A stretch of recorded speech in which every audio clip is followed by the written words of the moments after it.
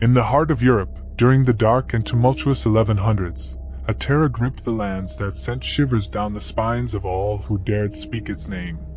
The lion monster, known as Leomar the Devourer, prowled through towns and villages, leaving a trail of death and destruction in its wake. Leomar was no ordinary lion. It was a grotesque abomination, a monstrous creature that defied the laws of nature.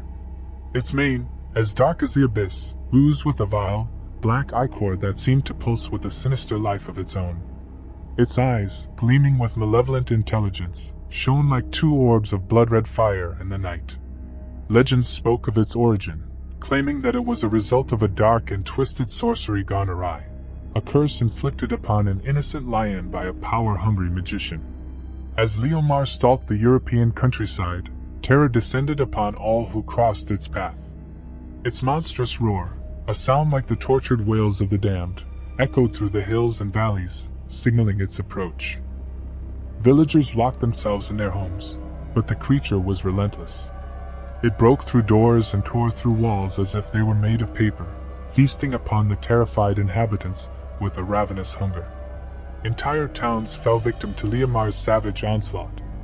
Buildings crumbled, and streets ran red with the blood of innocent men, women, and children. The monster's insatiable appetite was matched only by its malevolence. It was said that the lion monster reveled in the suffering it caused, savoring the fear and despair of its victims. The survivors who managed to escape Leomar's wrath spoke of its terrible abilities. It was said to be impervious to weapons, its hide as impenetrable as stone.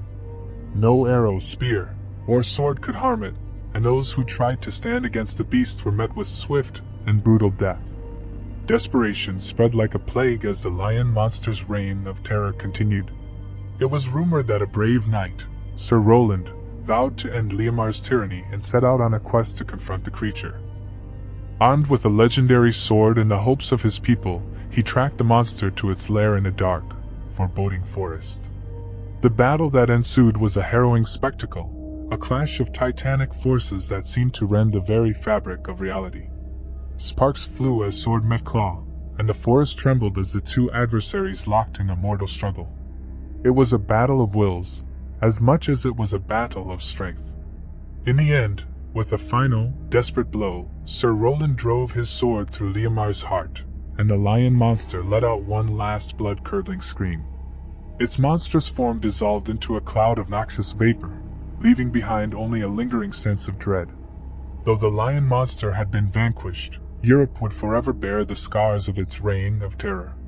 The memory of Leomar the Devourer would haunt the collective nightmares of the land for generations, a reminder that in the darkest corners of existence, unspeakable horrors lurk, waiting to be unleashed.